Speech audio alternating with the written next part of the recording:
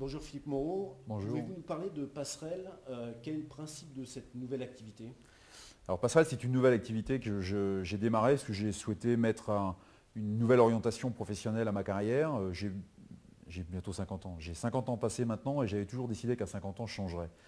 Et en fait, avec Passerelle, je souhaite mettre en avant l'ensemble des acquis que j'ai pu avoir au niveau de l'entreprise, puisque j'aime à me définir comme un patron en CDD, à la fois créateur, à la fois dirigeant, à la fois développeur.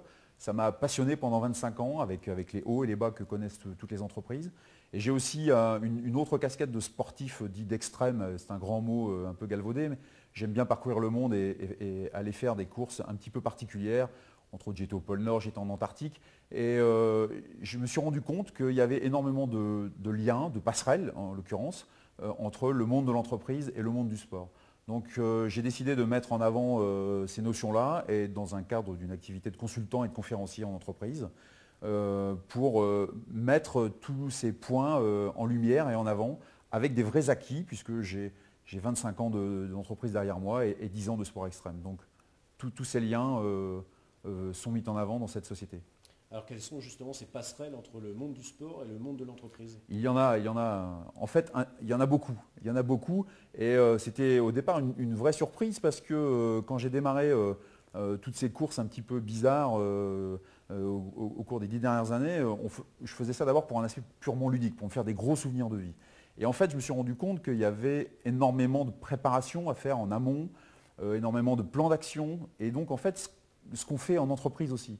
Donc je me suis servi dans un premier temps de mon historique d'entreprise pour préparer mes projets sportifs.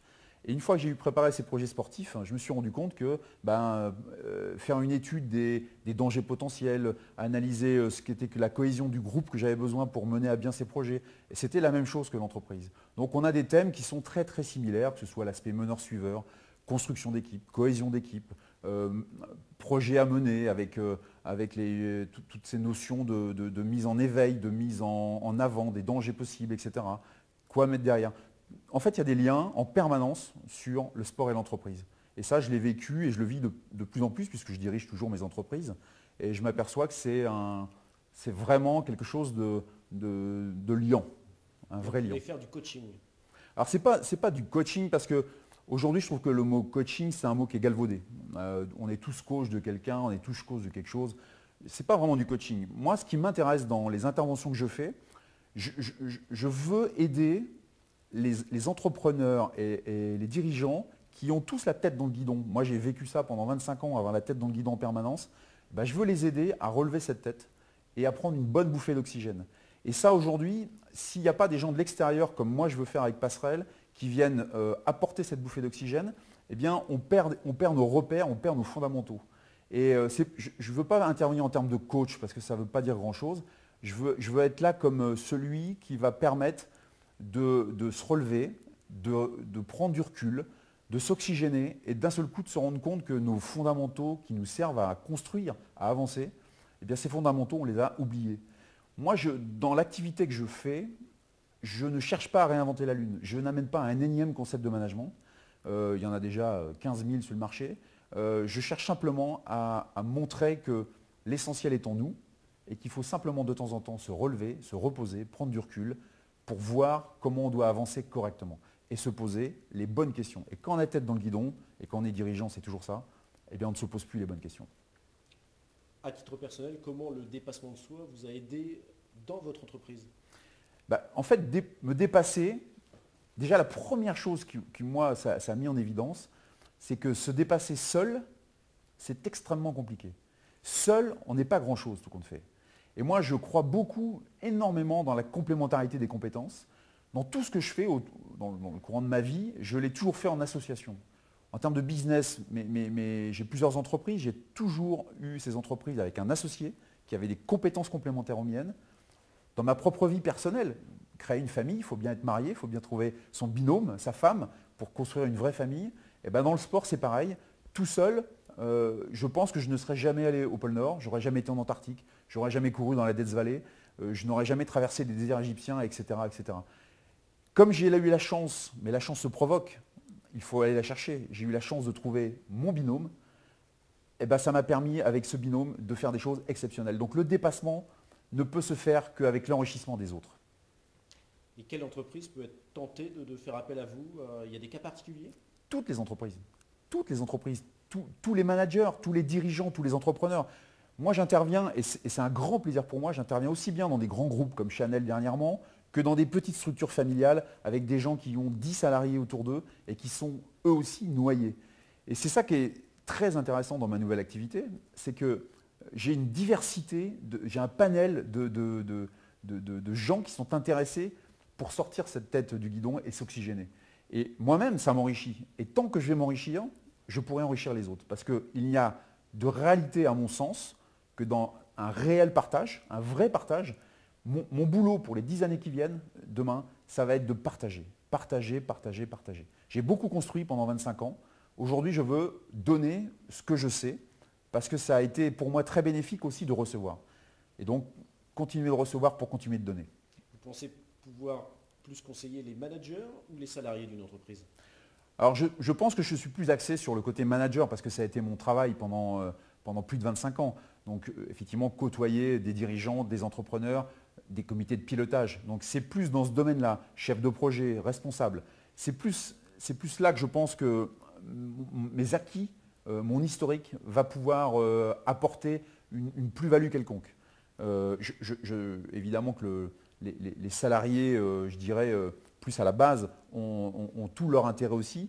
Mais il est important pour moi de montrer aux managers les méthodologies pour être super efficaces avec leurs troupes. Mettez-nous un peu l'eau à la bouche. Qu'est-ce que vous avez vécu comme aventure particulière à travers le monde? Alors, des aventures, j'en ai vécu des belles. Avec mon acolyte Hervé, nous faisons partie d'un team qui s'appelle la No Limit Team. Et on a été par exemple les premiers Français à participer au marathon du pôle Nord, toujours pour un aspect ludique au départ, hein. Et puis dans la foulée, comme ça nous a bien plu, on s'est dit on va faire une première mondiale, puisque apparemment à l'époque, personne n'avait fait pôle Nord, pôle Sud la même année. Donc on a décidé d'aller en Antarctique pour faire là encore un marathon. Et comme ça ne suffisait pas, on a rajouté un 100 km en autonomie polaire derrière. Voilà, nous, à partir du moment où il y a des extrêmes, on est content, ça nous amuse beaucoup. Il y a beaucoup de travail et beaucoup de recherche. Donc on a fait l'extrême froid avec les pôles, on a fait l'extrême chaud avec les déserts égyptiens, on a traversé la vallée de la mort aux États-Unis, la Death Valley, en plein mois de juillet, donc il fait 50 degrés, le sol est à 90 degrés.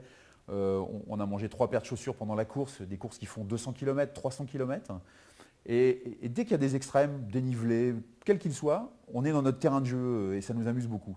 Et quand on s'amuse, quand on éprouve beaucoup de plaisir à faire ce qu'on fait, on le fait de façon entière. Et quand c'est entier comme ça, l'envie est là, on croit déjà dans tout ce qu'on fait et donc on emmène avec nous beaucoup de gens. Et moi j'ai été très surpris sur toutes les courses qu'on a engagées. On a besoin de partenariats par exemple. Et ben, on a avec nous une foule incroyable de partenaires qui viennent se greffer au projet parce qu'ils sont aussi exaltés que nous. Et je pense que ça, c'est parce que nous, on croit beaucoup dans ce qu'on fait. Et donc, ça se diffuse. Et à partir du moment où il y a du plaisir et de l'envie, on est capable tous de faire de belles et grandes choses. Et vous pensez pouvoir transmettre cette envie, ce plaisir, donc au monde de l'entreprise? Je pense. Je pense parce que une des caractéristiques qui m'est souvent dite, c'est que je suis un petit peu exalté.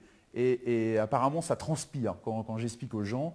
Et tout ce que j'ai fait, je l'ai fait moi avec un plaisir absolument dingue.